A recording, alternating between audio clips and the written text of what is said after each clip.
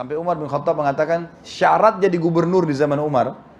Umar mengatakan, kalau teman-teman yang sempat ikut pengajian saya kemarin tabligh akbar masalah Umair bin Sa'ad radhiyallahu anhu, sahabat Nabi, salah satu sahabat Nabi yang mulia, dan juga ini adalah gubernur terbaiknya Umar. Kata Umar, saya mau tunjuk Hims. Hims ini salah satu wilayah di negeri Syam, masyarakatnya rewel. Setiap Umar kirim satu orang, ya Amir Mu'minin gak baik nih, ganti. أمي كم أهواها أشتاق لي مرآها وأحن لي ألقاها وأقبل يمناها. Sama Umar dicopot lagi. Maka Umar bilang, saya butuh pemimpin sekarang yang tegas, berilmu, halal-halal, haram-haram, memenuhi kebutuhan masyarakatnya, membuka pintu rumahnya selalu untuk orang yang mengeluh. Siapa yang kalian tunjuk? Mereka, siapa nih Amir Mu'minin? Mau cari siapa? Cari dari sahabat Nabi yang masih hidup. Sampai ngerucut kepada Umair bin Sa'ad radhiyallahu anhu. Waktu Umair ini lagi jihad, lagi di medan perang. Panggil sama Amir Mu'minin Umar. Hai Umair, saya mau tunjuk kau jadi gubernur. Ya Amir Mu'minin, maafin, jangan jadi gubernur, saya nggak mau. Tunjuk saya jadi pasukan perang, tunjuk saya pemanah, bawa batu, jangan jadi gubernur, saya nggak mau. Nggak bisa, ini perintah saya, harus kau jalankan. 1 tahun dia pergi ke Hims, aman semuanya. Bagaimana tidak? Rumahnya terbuka. Dia waktu tiba di sana, dia nggak pakai rumah khusus. Rumah dari tanah liat dibangun sama dia, dibebasin tanahnya, dia bayar pakai duitnya. Dia bangun rumah kecil, ini rumahnya gubernur, silakan datang kalau butuh apa-apa. Dia cuma punya di rumahnya, sampai waktu dia meninggalkan 1 tahun, dia dipanggil oleh Umar bin Khattab kembali ke Madinah. Dia cuma punya ember untuk mandi, panci yang dia pakai masak, dengan dia pakai jalan kaki, nggak punya keledai. Pakai baju di badannya itu, yang dia gonta-ganti beberapa lembar baju saja. 1 tahun Umar bin Khattab nggak dapat berita dari Umair. Wilayah-wilayah lain sudah kirim hasilnya, hasil ghanimah dari peperangan dengan orang kafir, hasil pendapatan negara wilayah itu. Maka Umar bin Khattab kirim surat, hai Umar, hadap saya. Menghadap datang. Umair datang, waktu dia mau datang, rumahnya dihibahkan untuk orang, nih, ambil aja rumah saya. Sama masyarakat situ, kena tanah ini dia beli, rumah itu dia bangun, ini ambil, buat hibah, buat orang miskin dikasih.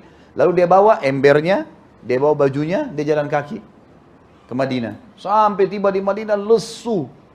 Ini negeri Syam ke Madinah teman-teman sekalian, perjalanan luar biasa, 1 bulan.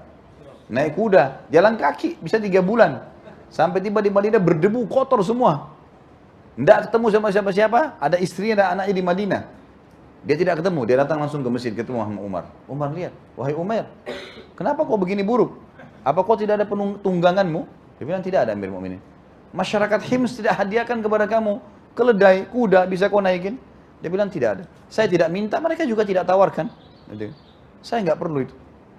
Lalu apa yang kau bawa? Dia bilang, saya bawa dunia. Umar bin Khattab pikir dia bawa harta banyak. Apa dunia itu? Dia bilang, ini seember air yang saya pakai. Ini panci-panci yang saya pakai masak, ini baju saya. Mana hasil negaramu? Semua saya sudah bagikan. Dan demi Allah Amir Mu'minin, kalau tertinggal satu dirham pun, saya akan antarkan kepada anda. Saya berikan kepada haknya masing-masing. Lalu kata Umar, panjangkan jabatannya Umair. Kata Umair, tolong, stop. Saya udah nggak mau lagi. Saya udah nggak mau. Izinkan saya pergi tinggal sama istri anak saya. Di pinggir kota Madinah, di pinggir. Di kebun-kebun, ada kebun saya, ada kebunnya kecil. Saya mau tinggal sana, sudah cukup. Saya nggak mau lagi. Maka Umar bilang, baiklah. Lalu Umar ingin tes Umair. Umair lagi, Umair ini 1 tahun nggak ada laporan. Jangan sampai dia curang. Maka diutus seseorang bernama Harith. Beberapa hari kemudian, coba kamu jadi tamunya Umair. Bawa ini 1 kantong 1000 dinar. Bawa ke sana. Harith ini tidak dikenal oleh Umair. Umair ini rupanya tinggal di kebun kurmanya, kecil kebunnya, ada rumahnya kecil dari tanah liat. Dia selalu buka setiap pagi. Ada orang lewat, kalau istrinya siapin makan apa dipanggil. Ayo saudaraku makan, silakan mampir. Orangnya luar biasa, baik sekali. Lewat Harith, sengaja pas dia lewat, pintu rumah dibuka. Umair bilang, hai saudaraku mampirlah. Harith memang mau datang jadi tamu. Ya, saya mampirlah. Kata Umar bin Khattab, hai Harith, lihat perhatikan keadaannya. Kalau kau lihat keadaannya susah, bantu dia dengan 1000 dinar ini.